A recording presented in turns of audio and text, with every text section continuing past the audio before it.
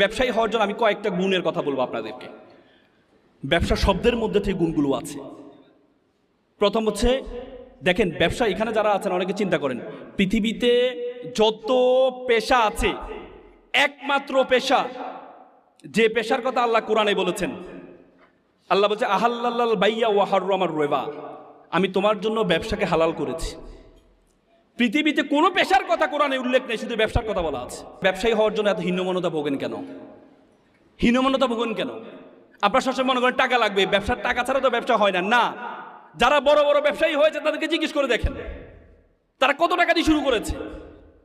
তারা কত টাকা দিয়ে শুরু করেছে জিজ্ঞেস করে দেখেন। পৃথিবীতে সবসময় টাকা লাগে না ভাই। পাঠাও, উবার, তাদের নিজস্ব কোনো গাড়ি আছে? গাড়ি আছে, একটা গাড়ির মালিক তারা, কিন্তু লক্ষ লক্ষ গাড়ি। পৃথিবীর যে দেশে যাবেন উবার আপনার অ্যাক্টিভ। পৃথিবীর কোটি কোটি গাড়ি তারা ডিল করে কিসের মাধ্যমে? শুধুমাত্র একটা সফটওয়্যার কারণে।